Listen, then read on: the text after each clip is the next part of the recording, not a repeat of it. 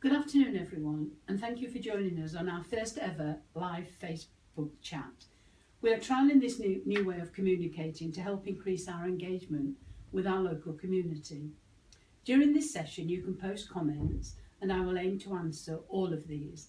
There is a planning officer in the room with me who can assist, and also Leicestershire County Councillor listening in if they need to have any input to your questions.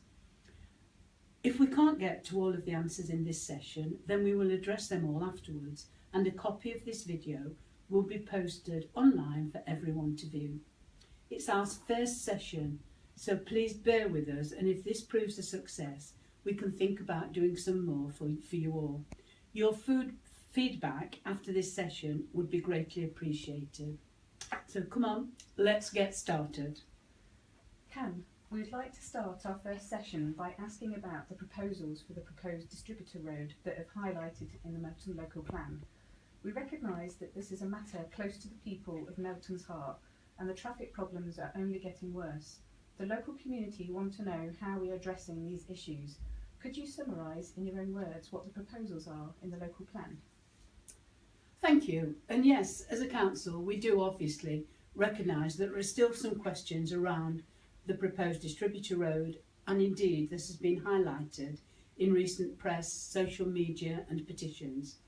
It seems like the majority of the comments we have heard are we need it now, we need to propose other routes, and how long will it take to put in place? And there was also a recent suggestion that came from a member of the community proposing possible alternative routes to use. We have carried out an analysis of the town and looked at traffic trends, and all the options and the latest evidence we have collated is illustrated on our website if you want to look at it in more detail. But to summarise what the plans are, firstly, a northern and southern part of a new Distributor road is proposed to be built. The northern part of the road will go from Nottingham Road, cut through Scorford Road and end at Melton Spinney Road. The southern section will join Burton Road and Dolby Road and go out past Kettleby towards Leicester Road. These sections are in the Melton Local Plan proposal and will be partly funded by housing developers when they are ready for construction.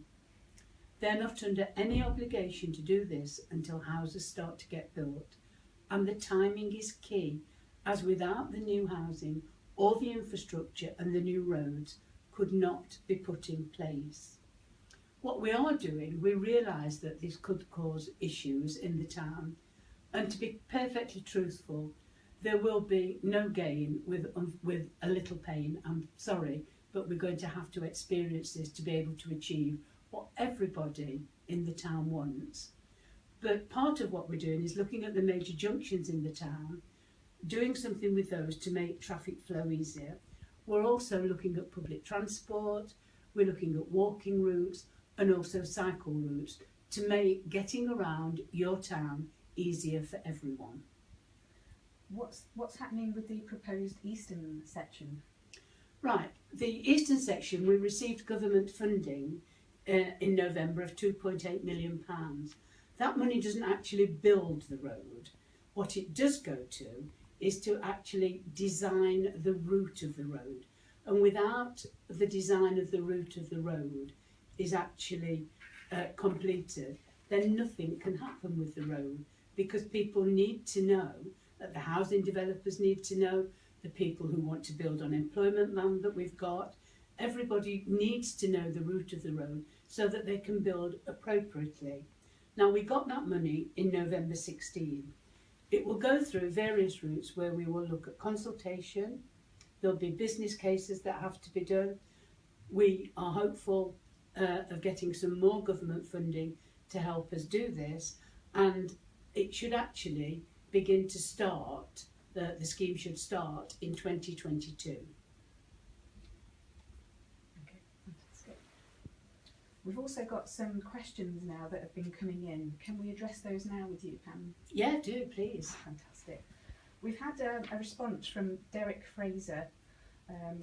He asked if the current plans to build thousands of houses to the north and south should not be allowed to go ahead until after a bypass has been built.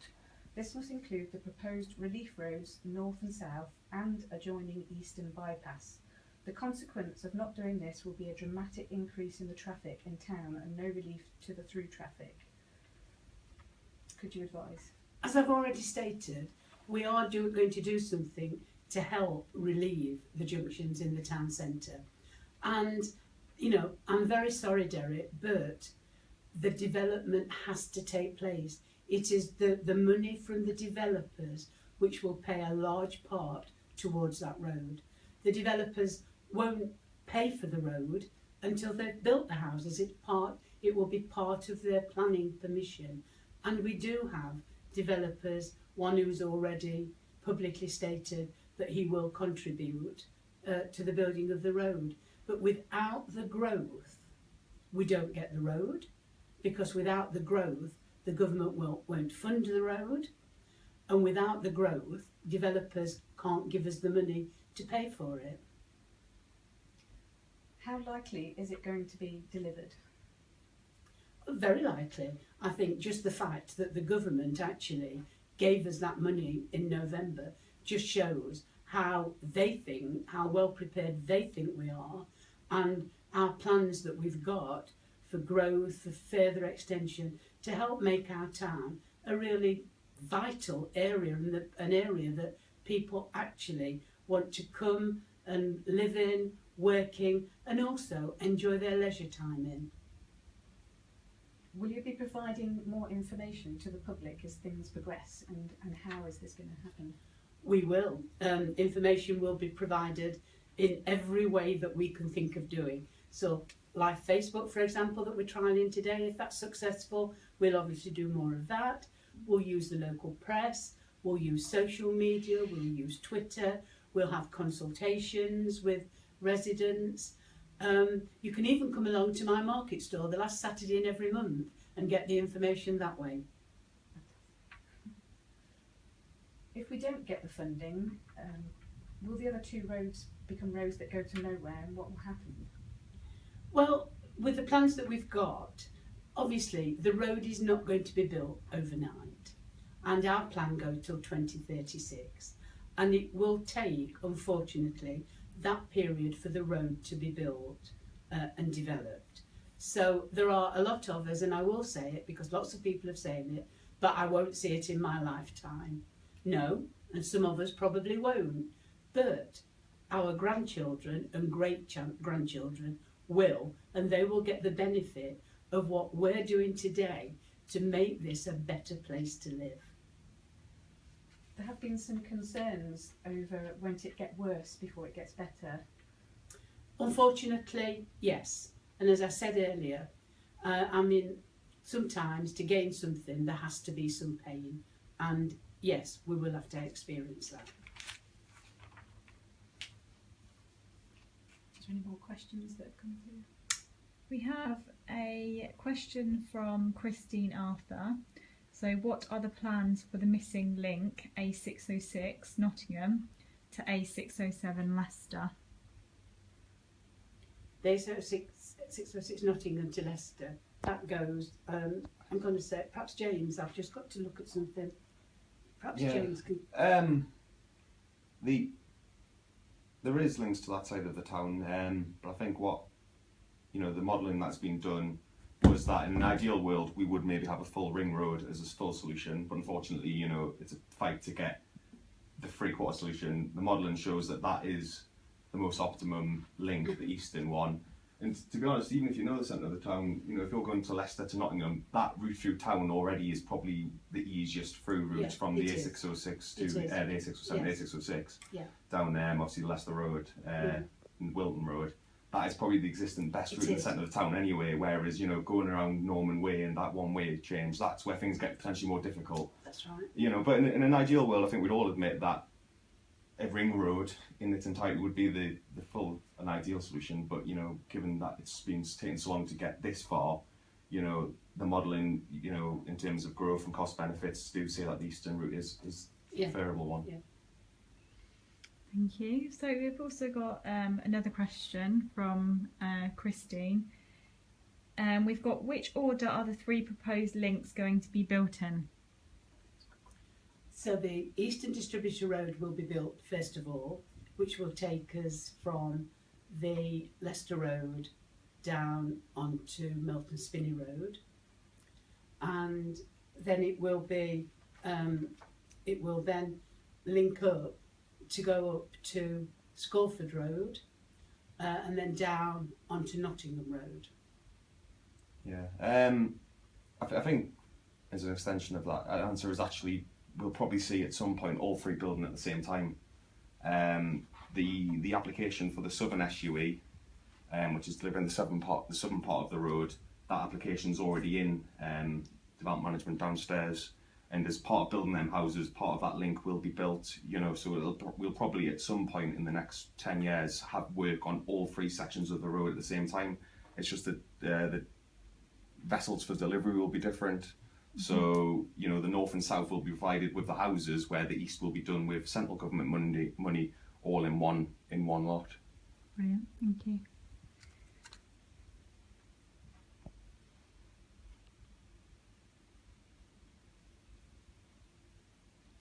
So, bear with me 1 second. So we've got another question from Simon Hargrave. So how will the proposed development at 6 Hills alter the balance of the houses allocated for building in larger villages? Right, 6 Hills is an area which is outside of Melton, as everybody knows. They have not put any plans in yet. It will really not bring a lot to Melton, because it will be contained all in the area itself. We have done a local plan for the whole of the borough, and if we do not do a plan for the whole of the borough, and there is not development all over the borough, then these places will just die. We need the development for the growth, and we also have to have some ambition about where we want to go and what we want to see developed. We want to encourage people to bring good businesses here and not lower paid businesses either.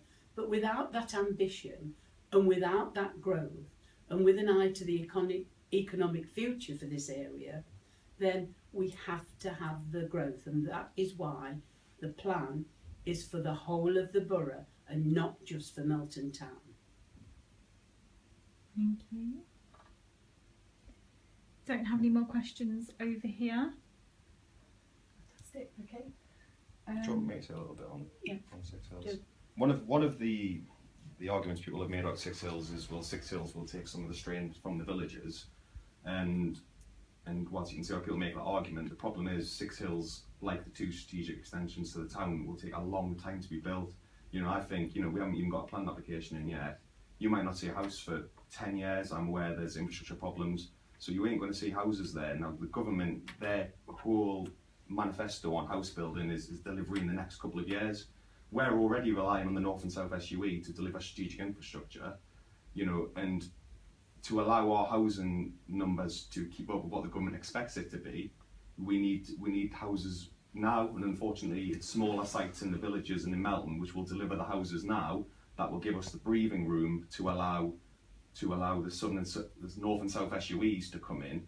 The problem is so the way the government policy works is essentially the question is, it's 6 Hills or the SUEs, is the way that probably a lot of people would say it.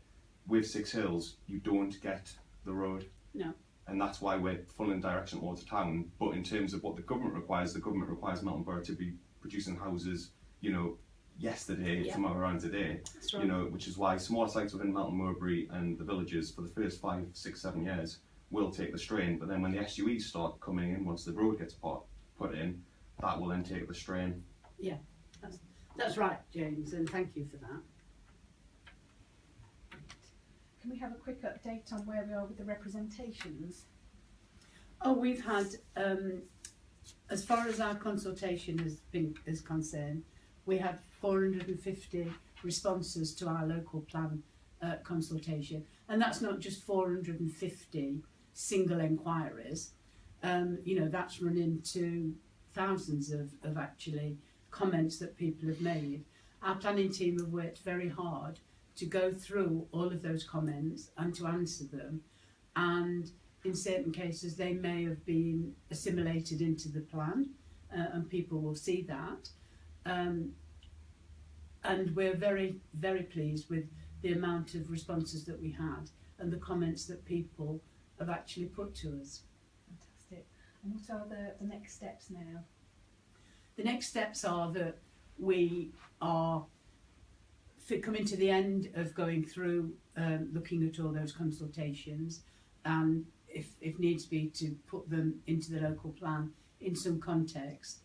We will be having in February a council meeting which will be the local plan where the councillors will vote on accepting it or otherwise. And then we are aiming to be able to put our plan for examination with the inspector in mid-March, which means that hopefully by summer the inspector will have been in and examined our plan. I can't give a guarantee about that because there are lots of authorities who are putting their local plans in, and obviously the inspectors are very busy, but we are hopeful that that is the timetable that we are working to. Thank you, Pam. Okay, we've come to the end of the session now, and we hope you found it useful. Please post your comments and feedback to us and we'll get back in touch.